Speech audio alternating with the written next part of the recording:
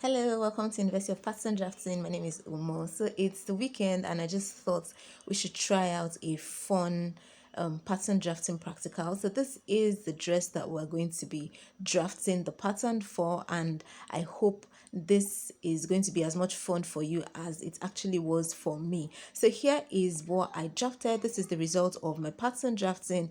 You can see that I taped my pieces together just to show you what it eventually looked like. However, to learn how to cut and stitch these sorts of garments, this class on princess cut and strapless garments would really help you. So first off, we start by drafting out the sloper. So essentially your sloper is your pattern from your shoulder to your dress length. Do you understand that? So after drafting, in drafting that, ensure that you mark your bust arc on your bust point line, and then on your natural waistline, you mark still your bust arc. Do you understand? And then on your hip line, you mark your hip arc, and then you just connect all of the pieces. Remember that on your hemline, you should mark your hip arc minus 1.25. So because you're trying to pencil the dress, do you understand that? So this is what the sloper looked like after I had drafted it. And the next thing now is to adapt that sloper to a tube using princess darts. Do you understand that? So I'm going to start by adapting the top part. So this is what it looks like. I've contoured around the bust. You can see the dart at the arm side area and then the waist area. To learn more about how to draft this sort of pattern, you can watch any of my YouTube videos on princess dart or purchase this class for more detailed videos.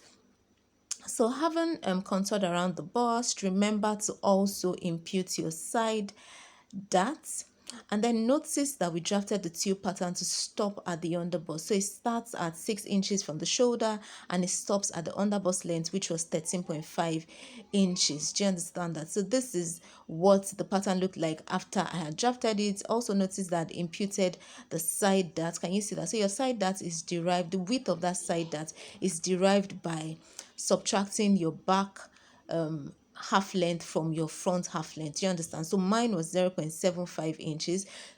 So that is the width of that side that you can see. Some people's own is as much as maybe 1.25 inches. Do you understand that? So also mark your on your underbust line, mark your underbust arc, and then on your natural waistline, mark your waist arc. Do you understand? Remember that your arc measurements are your circumference measurements divided by 4. So now after doing that, reconnect this your new side seam line to your hip. Do you understand that? So now we've redrafted that pattern and sort of like contoured it around the body. Do you understand? Notice that they're really no darts. So now I'm going ahead to cut out the tube area, and then I'm also going to proceed to cut out the midriff area, which is from my underbust to my natural waistline. Do you understand? So this dress pattern is sort of like divided into 3. The shoulder to underbust, sorry, the neckline to the underbust, and then from the underbust to the natural waistline, and then the natural waistline to the skirt part. So this is what my pattern looks like. I've gone ahead to tape my pattern pieces together. Do you understand? And I'm going to show you what my full dress pattern looks like without the darts. I eliminated all of the darts around the bust area. So this is what it looks like. And you see how smooth and clean it already looks like. And then notice that I've already drawn out the line for that my slit. Do you understand? Notice that it has a slit at the side, and ensure that the slit aligns with the seam of the tube area. Do you understand that? So I've cut out my midriff area. This is underbust to the natural waistline, and then I'm going ahead to just pleat my papers. Do you understand? So pleat your paper. And if this was fabric that I was working with, I'd have pleated it, ironed it, and then ironed stay to the back to hold the pleats in place. Do you understand that? I'm going to be the full class has all of these sorts of practicals that would help you learn how to drape, and do draping that actually stays. Do you understand? Because there are times that you drape, and by the time you start to move around or the client starts to wear the dress, the draping just sort of like scatters. Do you understand? So I'm going to be showing you in the full class how to drape properly, and then how to join the bust area of this sort of princess darts. because there's actually a skill to joining princess darts in such a way that it will sit well. Do you understand? And then you also need to know what kind of Fusible interfacing to use, whether to use STA, whether to use wording, do you understand, or whether to use already made bra cups. Do you understand? So in the full class, I'm going to be showing you how to do all of that. To purchase the full course, please follow the seller link in the description box or send a WhatsApp message to the number that you can see in the description box. Okay, so next off, ensure that your side slit in front aligns with that seam of the bustier area. Do you understand that? Of the princess dart, sorry.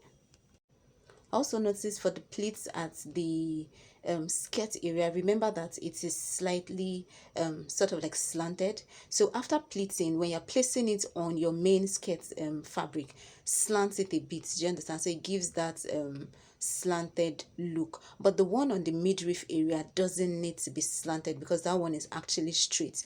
Do you understand that? So after pleating, just place that one straight and then stitch it out.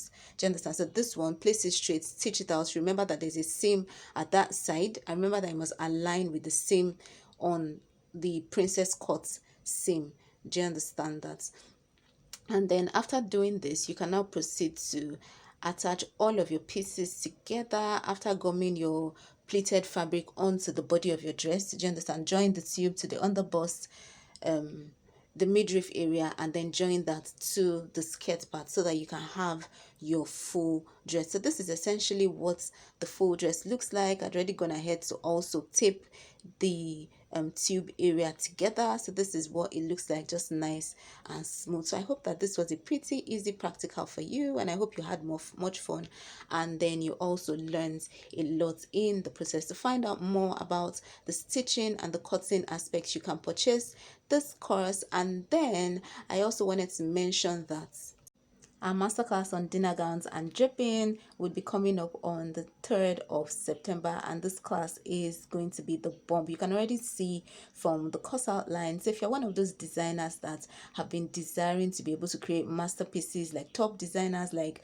maybe Vicky James, Tobo, you know, just those people that literally wow you, then this class is actually for you. In this class, I'm going to be breaking down complex designs. I'm also going to be teaching you waist snatching and body enhancement techniques that would help you, you know, give your clients like a more, you know, contoured figure in your outfits. I'm also going to be teaching you the tips and tricks of creating perfectly fitting garments so that you eliminate adjustments, you know, and losses from adjustments, you know, and you know, all of that waste of time. This class is literally going to be the bomb. So if you're looking to take your design career from, you know, just a drab tailor to like a professional, you know, like a really skilled tailor, then this class is for you. You do not want to miss this class. If you attend this class, your skill level would never, literally never remain the same again. So I hope to see you in class and have an amazing weekend. Ciao.